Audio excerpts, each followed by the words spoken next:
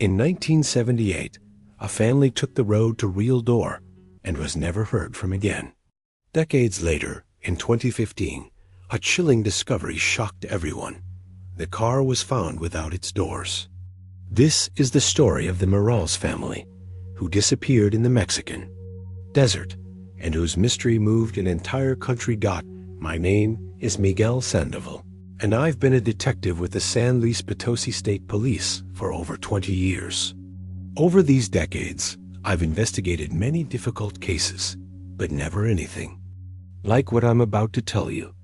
A story that began in December of 1978 and would forever change the lives of many people.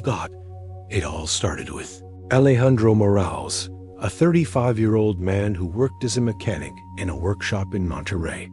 He was known by everyone as a hard-working, honest man who married Esperanza when they were both just 20 years old. Together, they had built a simple but happy life, blessed with 2 children. Diego, 12 years old, a curious boy who dreamed of becoming a pilot, and Sofia, 8, a cheerful little girl who filled the house with her laughter. The Morales family lived in a modest house in the Independencia neighborhood of Monterrey. Alejandro had inherited the workshop from his father, and although the income wasn't abundant, there was always enough to cover their basic needs. Esperanza worked part-time as a seamstress, making dresses for the women in the neighborhood, and on weekends, she helped Alejandro in the shop, keeping the accounts with precision that he admired. The Morales family was close-knit, one of those families that always had dinner together, where problems were solved through conversation. Alejandro had taught Diego the secrets of mechanics, and the boy spent his afternoons in the workshop, fascinated by how his father repaired engines with almost artistic skill. Sofia, on the other hand, was everyone's little darling, with her long braids and bright eyes that reflected an innocence that moved anyone who met her. In December 1978, as they did every year since they had married, the Morales family prepared to travel to Real de 14, the town where Esperanza's parents lived. Don Esteban and Dona Remedios Vasquez were an elderly couple who had raised Esperanza after her parents died in an accident when she was just 10 years old. For Esperanza, they were more than grandparents to her children. They were the only parents she could remember fondly. Real de 14 was a mining town in the mountains of San Luis Potosi, famous for its colonial history and its devotion to St. Francis of Assisi. The drive from Monterrey took about 6 hours, along roads that snaked between the desert and the mountains. It was a route the family had taken without issues for the last 15 years. This year will be special, Esperanza had told Alejandro as they packed the suitcases. Dad Esteban is turning 75 on Christmas Eve. He wants the whole family to be together. Alejandro blushed while checking the engine of their Volkswagen sedan, a 72 model car they had bought second-hand but kept in perfect condition. It was his pride, and he knew every screw, every cable, every sound the engine made. "The car is perfect," he assured Esperanza. "I changed the oil last week, checked the brakes, the tires are new. We won't have any issues." On December 20th, 1978, at 6 a.m., the Morales family loaded the Volkswagen with suitcases, the Christmas gifts wrapped carefully by Esperanza, and the food that Dona Remedios had specifically asked for, sweet tamales that only Esperanza knew how to make just the way she liked. "Do you have the camera?" Esperanza asked Alejandro as she settled Sofia into the back seat. "Here it is," he replied, showing the Kodak camera they had bought the previous year. "This year, we're going to take lots of pictures of Grandpa's birthday." Diego settled next to his sister, carrying his backpack with the adventure books he planned to read during the holiday. Sofia hugged her favorite doll, a blonde Barbie that Alejandro had given her on her last birthday. "How much longer until we get there?" Sofia asked, as she always did at the beginning of a trip. 6 hours, my love," Esperanza replied, turning around to smile at her. but it will fly by. We'll play, sing, and before you know it, we'll be with Grandma and Grandpa." The Volkswagen started with the gentle purr that Alejandro knew so well. It was a sound that brought him peace, confirming that his work as a mechanic had been perfect. They left Monterrey via the Federal Highway 57, the same route they had taken for years, a road they knew like the back of their hand. The first few kilometers passed without incident. Diego read aloud from his adventure book. Sofia sang Christmas carols she had learned in school. Esperanza knitted a sweater for her father while talking to Alejandro about their plans for the Christmas parties. "Mom Remedios wants to make punch with her grandmother's recipe," Esperanza commented. "She says this year she's going to teach me all the secrets so I can make it when she's not around." "Don't talk like that," Alejandro gently scolded. "Dona Remedios is going to live many more years. She's as strong as an oak." Around 10 a.m., after 4 hours of travel, Alejandro noticed the engine starting to make a strange noise. It was subtle at first, barely noticeable, but his trained ear detected it immediately. "Is something wrong?" Esperanza asked, noticing. But Alejandro was frowning as he listened carefully. "I'm not sure," he replied, slowing down. "The engine sounds different. Let's stop at the next gas station and check it." But the next gas station was farther away than they remembered. The landscape had gradually shifted from the green of Nuevo Leon to the golden brown of the San Luis Potosi Desert. On both sides of the road stretched miles of barren land, occasionally dotted with prickly pear cacti and mesquite trees struggling to survive under the relentless sun. The engine noise intensified. Alejandro could feel that something was wrong, but the car kept moving. He decided to continue until they found a place where he could check the problem in peace. "Dad, why does the car sound weird?" Diego asked, looking up from his book. "It's just a small issue, son. Nothing I can't fix," Alejandro replied with a confidence he didn't quite feel by 11:30 a.m. The Volkswagen started losing power. Alejandro pressed the accelerator, but the car responded less and less. The engine sputtered and choked as if it were running out of air. "Alejandro, what's happening?" Esperanza asked with a note of concern in her voice. "What are we going to do?" "We'll have to stop," he admitted, steering the car onto the shoulder. "Something's wrong with the engine." They stopped in a deserted stretch of road, surrounded by the desert that stretched out to the horizon. The silence was absolute, broken only by the wind whistling through the thorny bushes. Alejandro lifted the hood and examined the engine. Everything seemed fine visually, but when he tried to start the car, it refused to turn on. The engine turned over, but wouldn't catch. "What are we going to do?" Esperanza asked, getting out of the car with the children. "I need tools that I don't have here," explained Alejandro, wiping his greasy hands on a rag. "And I need a phone to call a local mechanic." Esperanza looked around. The road was completely empty. They hadn't seen another car in the last 20 minutes. "How far is the nearest town?" she asked. Alejandro checked the map he kept in the glove compartment. "It says there's a town called Station 14, about 15 kilometers away. They should have at least a public phone." "Are we going to walk?" asked Sofia, hugging her doll tighter. "No, my love," Esperanza replied, gently stroking her daughter's hair. "Daddy will fix the car." But after 2 hours trying to fix the engine under the midday sun, Alejandro had to admit defeat. The problem was more complex than he'd initially thought. "I'm going to have to walk until I find a phone," he finally announced. "You stay here in the shade of the car." "No," Esperanza said firmly. "We're not separating. We're all going together." Alejandro looked at the sky. The sun was at its highest point, and the temperature must have been around 35 degrees Celsius. Walking 15 kilometers with the children in that heat would be dangerous. "It's better that you stay here," he insisted. I can walk faster alone. In 2 hours, I'll be back with help. But Esperanza wouldn't give in. Family stays together, she said with the same determination Alejandro knew so well.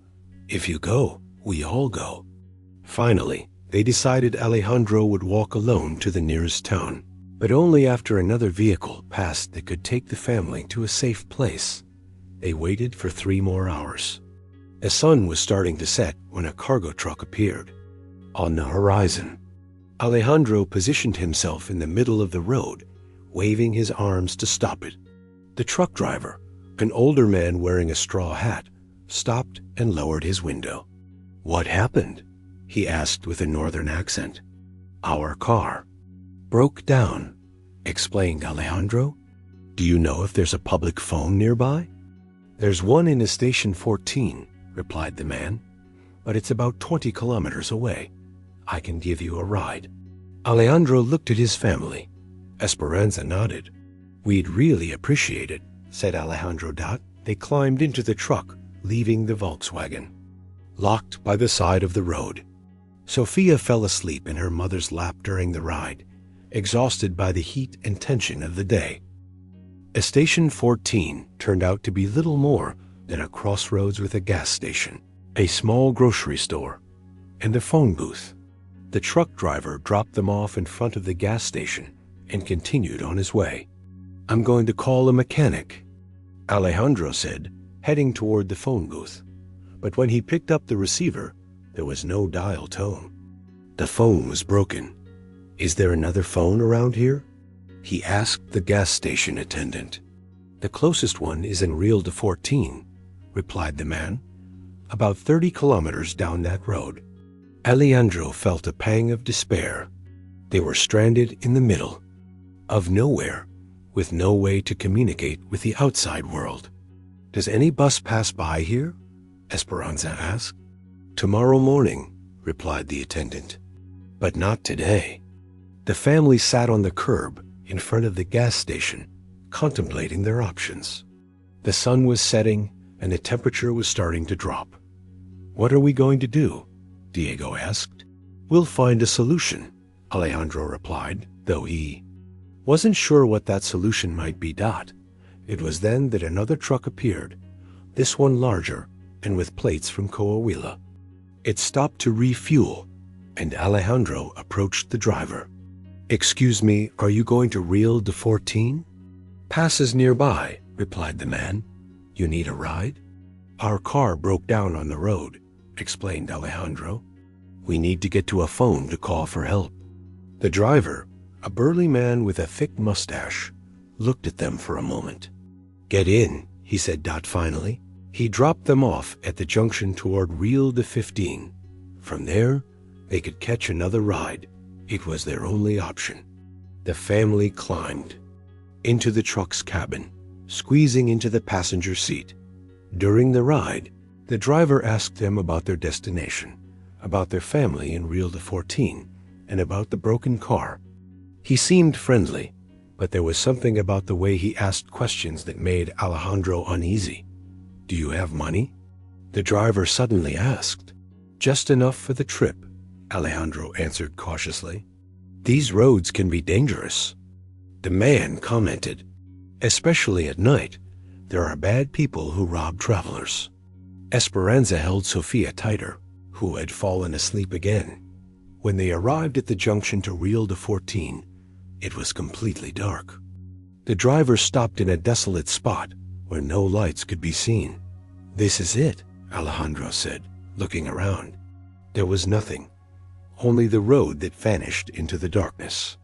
"Are you sure this is the place?" he asked. "Yes, that's the way to Rio de 14, the driver insisted. "Get out quickly. I'm in a hurry." Something about the man's tone alarmed Alejandro. He looked at Esperanza, who also seemed nervous. "Do you know if there's a phone nearby?" Alejandro asked. "Walk a kilometer down that road," the driver said, pointing into the darkness. "You'll find a house with a phone." They had no choice. They got out of the truck with their bags, and the vehicle quickly drove off, leaving them alone on the empty road. "Dad, I'm scared," Sophia whispered. "It's okay, my love," Alejandro reassured her, though he himself felt a growing unease. They began walking down the road toward Rio de 14, carrying their bags and relying only on the light of the moon. The silence of the desert was complete, occasionally broken by the distant howl of a coyote. After walking for half an hour without finding any house, Alejandro stopped. "Something's not right," he murmured. It was then that they saw the lights of a vehicle approaching from behind. Alejandro positioned himself in the middle of the road, waving his arms. The vehicle stopped. It was a pickup truck with 3 men inside. "What are you doing here?" the driver asked, lowering the window. "Our car broke down," explained Alejandro.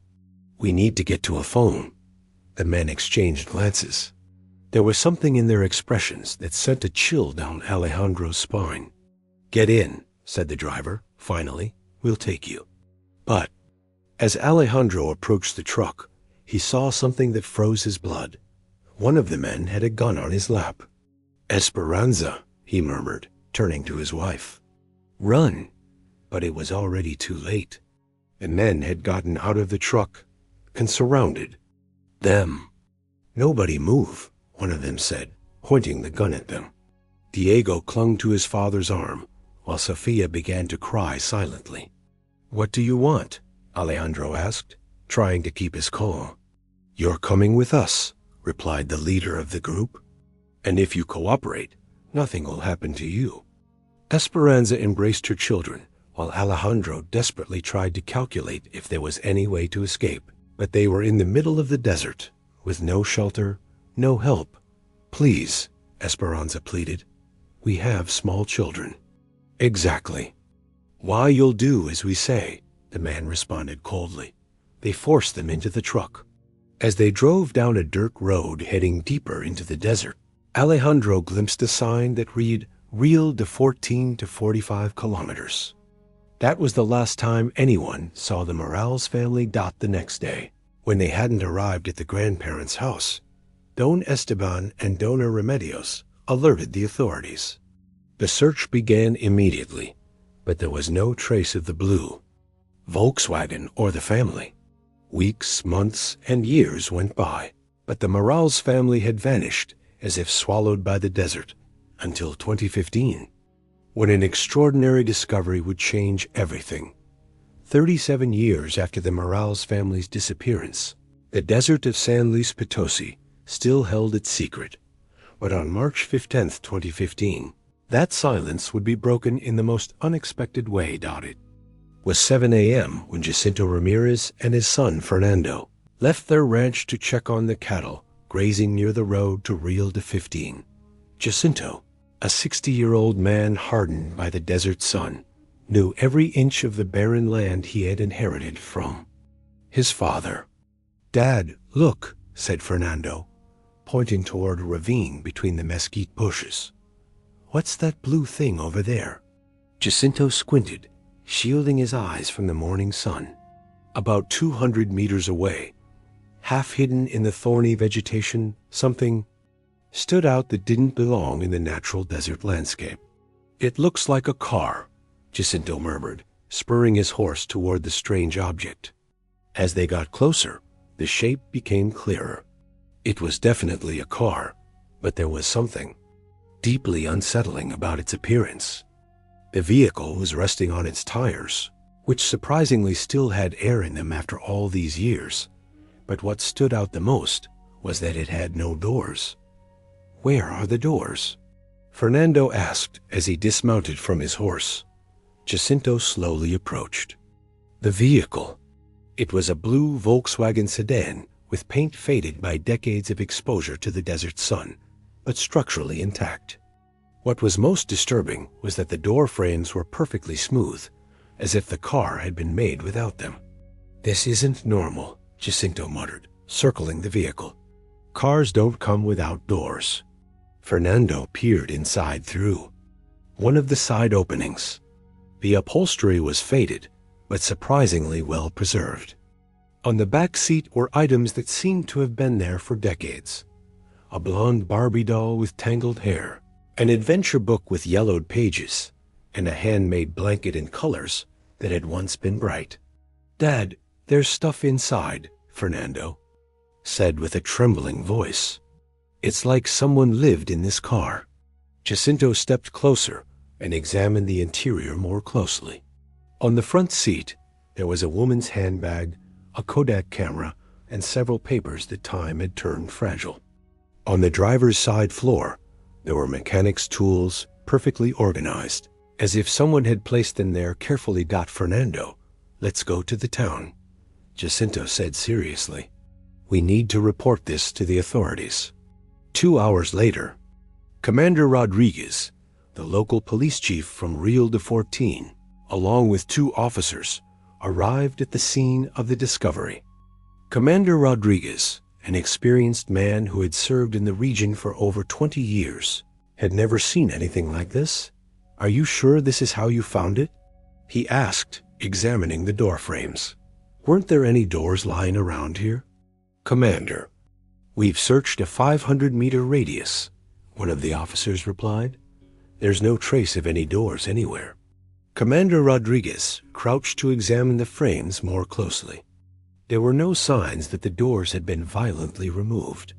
There was no bent metal, broken welds, or marks from tools. The frames were perfectly smooth, as if the car had left the factory that way. "This is impossible," he murmured. "Volkswagen never made a model without doors." Inside the vehicle, the items told a silent story. The handbag contained identification documents that had miraculously withstood the passage of time. A voter ID card for Esperanza Vasquez de Morales, a driver's license for Alejandro Morales, and family photographs showing a young couple with 2 small children. "Morales," read the commander aloud. "This name sounds familiar." One of the younger officers checked the records on his radio. "Commander, there's a 1978 disappearance report. A whole family went missing. Alejandro Morales, Esperanza Vasquez, and Morales, and their children Diego and Sofia disappeared while traveling to Rio de Fortín." The commander felt a chill. He had heard this story when he was young, just starting out in the police force. The disappearance of the Morales family had been one of the most talked about cases in the region for years. "How long ago was this?" he asked. 37 years ago, Commander," the officer replied. The Kodak camera contained a roll of film that, against all logic, seemed to be in condition to be developed. The book on the back seat had a dedication written in blue ink. "For Diego, who dreams of adventures. With love, Dad and Mom, Christmas 1977. But the most disturbing thing was the condition of all the items.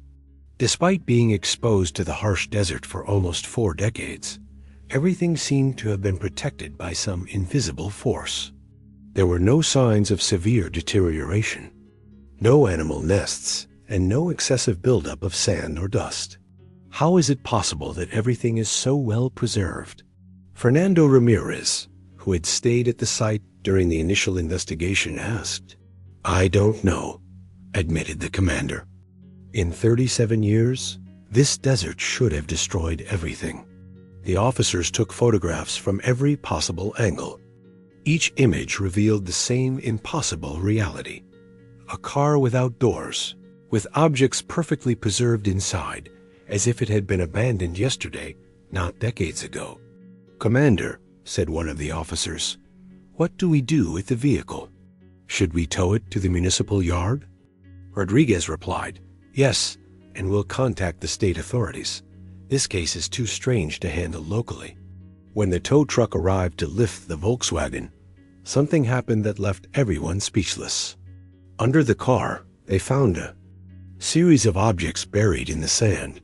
The vehicle's keys, a wallet with money from 1978, and a handwritten note on paper that seemed to have been protected from time. The note, written in shaky handwriting, said, "If anyone finds this, search at the Ranch of the 3 Crosses. The family is alive. Don't lose hope." murmured Commander Rodriguez, reading the note aloud. The news of the discovery spread quickly throughout the region. Local media arrived at the scene, and soon the story of the car without doors became national news. Journalists from Mexico City, Guadalajara, and Monterrey traveled to Rio de 14 to cover the strange discovery. "It's impossible for a car to lose its doors like that," declared an automobile expert consulted by the media. "The doors are welded to the chassis. To remove them without leaving marks, you would need technology that didn't exist in 1978. Other experts offered equally perplexing theories. A metallurgical engineer suggested that perhaps the doors had been dissolved by some unknown chemical. A paranormal investigator proposed that supernatural forces had intervened in the case. But for the authorities, the most important thing wasn't the theories about the missing doors, but the note found under the car. The Ranch of the Three Crosses was a reference that some locals recognized. "There's a place like that," confirmed Don Aurelio Hernandez, an 80-year-old man who had lived his whole life in the region. "It's about 50 kilometers north, in a very isolated area. It's called that because there are 3 wooden crosses at the entrance." "Who lives there?" asked Commander Rodriguez. "No one, as far as I know," replied Don Aurelio. "Nobody's been through there in years. It's very arid land, not even good for cattle." Meanwhile, at the municipal yard, the doorless Volkswagen continued to be studied. Forensic technicians had found fingerprints on the steering wheel and other objects inside. The fingerprints matched those on file for Alejandro Morales from his 1978 driver's license. "The prints are authentic," confirmed the expert. "This car definitely belonged to the Morales family." But more questions arose than answers. How had the car ended up in that ravine in the desert? Why didn't it have doors? What had happened to the family? And most intriguingly, was it possible that after 37 years, the Morales family was still alive? The note found under the car suggested that possibility, but it also raised new mysteries. Who had written the note? When had it been placed there? And what secrets did the mysterious Ranch of the Three Crosses hold? Commander Rodriguez knew he was holding one of the strangest cases of his career, a case that defied all logic and promised to reveal secrets that had remained hidden in the desert for nearly 4 decades. The search for the truth had just begun, and the desert of San Luis Potosi was preparing to reveal its deepest and most disturbing secrets. The discovery of the doorless Volkswagen had shaken the entire region. But for Detective Miguel Sandoval of the San Luis Potosi State Police, it represented the biggest challenge of his career. When he received the call from Commander Rodriguez requesting state support, Miguel knew he was facing something extraordinary. "Detective Sandoval," the commander said when they met at the municipal yard. "In 20 years of service, I've never seen anything like this. This case defies all logic." Miguel carefully examined the blue Volkswagen, the door frames perfectly smooth, objects preserved as if by magic, and above all, the mysterious note mentioning the Ranch of the Three Crosses. It had him completely intrigued. "Have you investigated that ranch?" Miguel asked. "We sent a patrol 2 days ago," Rodriguez replied. "They found the place, but it's completely abandoned. Only ruins of old buildings and the 3 wooden crosses. At the entrance." "What kind of ruins?" Miguel asked. "It seems like it was some sort of cattle complex many years ago," answered one of the officers, consulting his notes. "There are remains of pens, a main house in ruins, and several smaller buildings, but it's all been abandoned for decades." Miguel decided he needed to see the place for himself. The next day, accompanied by 2 state agents, he set out for the Ranch of the Three Crosses. The journey along dirt roads took nearly 3 hours, taking them deeper into the desert. When they finally arrived, Miguel understood why it was so isolated. The ranch was located in a natural depression between barren hills, completely invisible. from the main roads. The 3 weathered wooden crosses, still standing but worn by time, marked the entrance to what had once been a significant property. Who owned this place?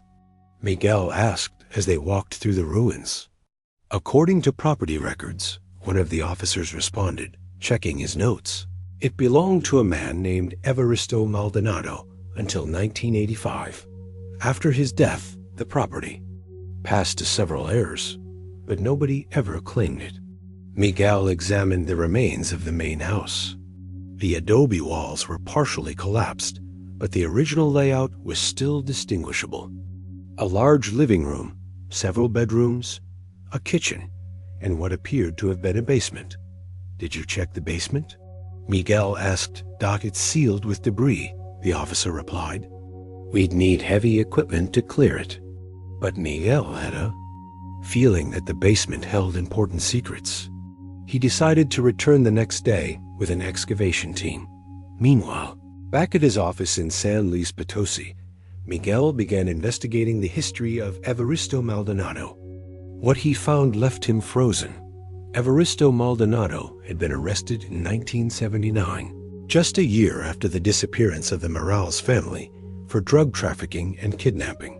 He had been sentenced to 20 years in prison, but had died in jail in 1985, apparently of natural causes. But here's the interesting part, Miguel told his assistant as they reviewed the files. Maldonado was never tried for the kidnappings. The cases were archived due to lack of evidence. What kind of kidnappings? Entire families that disappeared.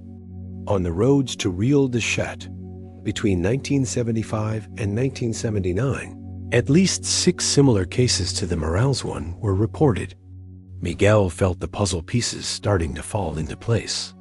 Maldonado controlled a drug trafficking route that passed through that area of the desert and apparently used kidnappings to maintain control over the territory.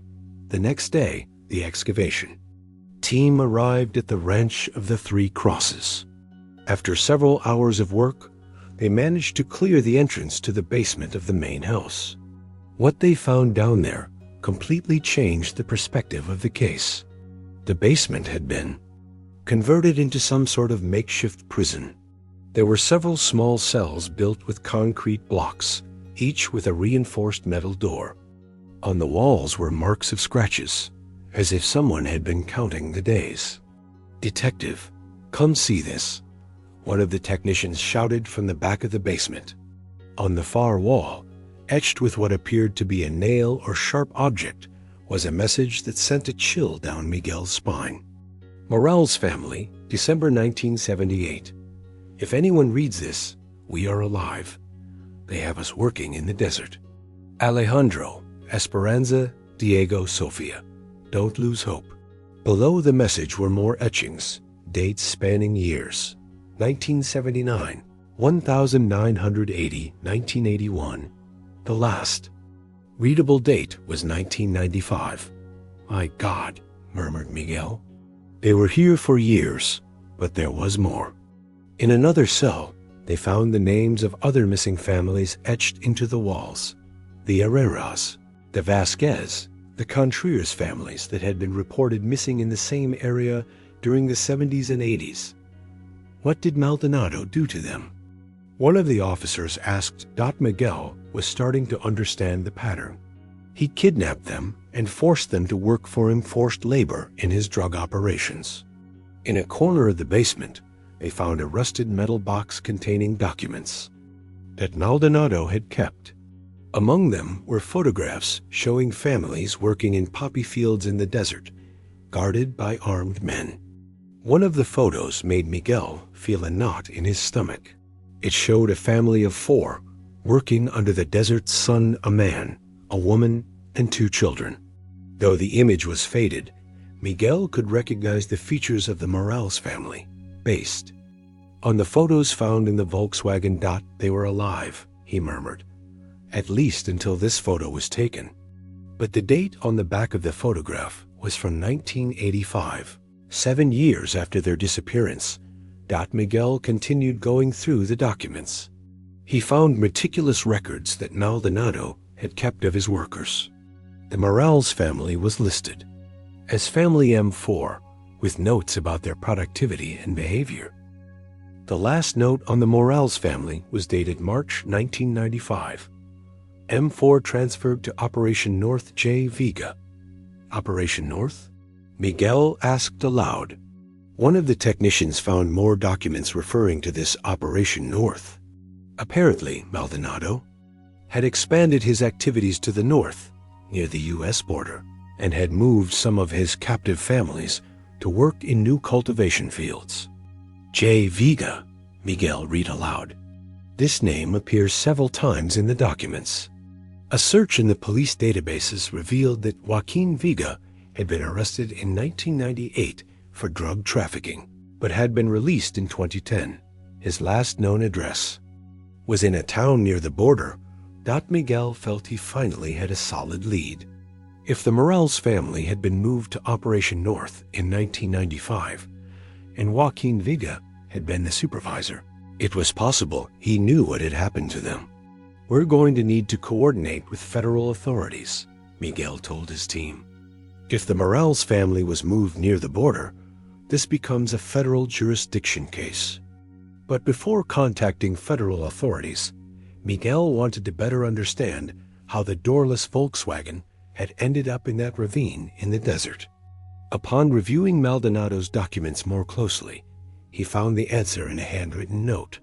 Families trying to escape lose their transportation privileges. Vehicles modified to prevent future escapes. Doors removed and welded to prevent jumping during transfers. Miguel finally understood the mystery of the missing doors.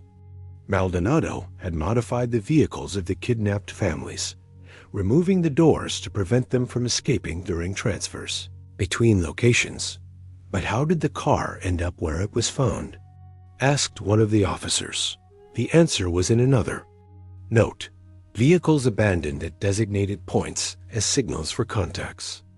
Location Delta 7, Ravine, Kilometer 45, Rio de 14 Highway. The Volkswagen had been intentionally abandoned at that location as a kind of signal or landmark for Maldonado's operations. But the most important thing was that Miguel now had solid evidence that the Morales family had been alive at least until 1995, 17 years after their initial disappearance. With this information, Miguel prepared for the next phase of the investigation, to find Joaquin Vega and discover what really happened to the Morales family in the mysterious Operation North, the investigation that had started with a strange, doorless car was about to reveal secrets that had remained hidden for decades in the Mexican desert. Imagine, for a moment, that you're sitting around a campfire under a starry sky. The flames dance hypnotically while a captivating voice begins, weaving a story that transports you to unknown worlds. This is the ancient power of storytelling, a force that has shaped entire civilizations and today more than ever reveals itself as the secret weapon of those who know how to conquer hearts and minds. Since the dawn of humanity, we have been creatures of stories. Our ancestors painted tailies on cave walls, not only to document events, but to give meaning to the chaos of the world around them. Every stroke was a word, every color an emotion, every figure a character in the grand theater of human existence. But what makes a story truly powerful? It's not just the plot or the characters, although these elements are crucial. The real power lies in that invisible connection established between the storyteller and their audience. That golden thread that unites two souls across time and space. When Steve Jobs took the stage to present a new Apple product, he wasn't simply showcasing technical features. He was telling the story of how that device would change people's lives. Each presentation was a carefully orchestrated theatrical act, where he was the protagonist of a narrative that transformed simple objects into symbols of innovation and progress. Stories work because our brains are literally wired to process them. When we hear a compelling narrative, we don't just activate the areas of language in our brain. Sensory regions light up when we describe textures, motor centers respond to actions, and emotional areas vibrate with every dramatic twist. It's as if we're living the story ourselves. Think about the last time a movie made you cry. You weren't crying because of pixels on a screen or actors you'd never met. You were crying because the story had done something extraordinary. It had turned fiction into emotional reality. That's the magic of well-executed storytelling. In the business world, the most successful brands have understood this fundamental truth. Nike doesn't sell shoes. It sells the story of the athlete who pushes beyond their limits. Coca-Cola doesn't sell beverages. It sells moments of shared happiness. These companies have realized that products are forgotten, but stories endure in the soul. But storytelling isn't just for big corporations or Hollywood filmmakers. Each of us is the protagonist of our own epic story, and also the narrator of the stories we share with others. When you tell a friend about your day, when you explain to your child why they should study, when you convince your boss to approve your project, you're using the power of storytelling. The structure of a powerful story follows patterns that have been refined over millennia. It starts with a protagonist in their ordinary world, someone the audience can identify with. Then comes the call to adventure, that moment which breaks the routine and promises transformation. The hero faces obstacles, meets mentors, overcomes trials, and finally returns transformed with wisdom to share with the world. This structure is not accidental. It reflects the fundamental journey of the human experience. Growth through challenge. Every time we tell a story that follows this pattern, we are touching something deeply rooted in the human psyche. Emotions are the fuel that powers any memorable story. A narrative without emotion is like a body without a soul, technically correct, but fundamentally empty. The best stories make us feel something visceral, something that transcends logic and settles directly in our hearts. When Martin Luther King Jr. delivered his famous "I Have a Dream" speech, he wasn't just presenting political arguments.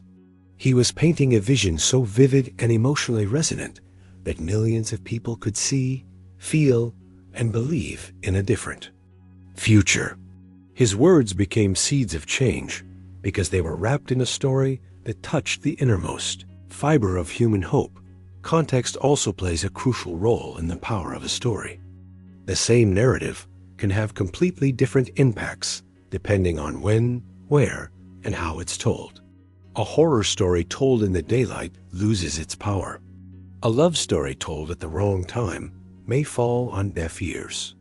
Great storytellers understand that timing is everything. They know when to speed up the rhythm to build tension, when to pause to let emotions settle, when to reveal crucial information, and when to maintain mystery. It's an art that requires not only talent, but also a deep understanding of human nature. In our digital age, stories have found new media to flourish. Social media has democratized storytelling, allowing anyone with a smartphone to become a storyteller. Viral videos, Twitter threads that capture the collective imagination, Netflix series that keep us awake into the early hours, all are modern manifestations of this ancient tradition. But with this democratization comes responsibility. In a world saturated with information, the stories we tell have the power to build bridges or raise walls, to heal wounds or deepen divisions. Every narrative we share contributes to the great tapestry of collective consciousness. The future belongs to those who can tell stories that not only entertain, but also inspire, educate, and transform. In an increasingly automated world, the ability to create authentic human connections through powerful narratives becomes an invaluable skill. So, the next time you have something important to communicate, don't just present facts and figures. Wrap your message in a story that makes your audience feel, dream, and believe. Because at the end of the day, we don't remember data, we remember stories. And the best stories aren't just told. They're lived, felt, and passed on heart to heart, creating ripples that extend far beyond the moment they were told. And don't forget to subscribe to our channel, like the video, and activate the notifications so you don't miss our next stories. Also, tell us in the comments where you're watching this video from, because we want to get to know you. Until next time.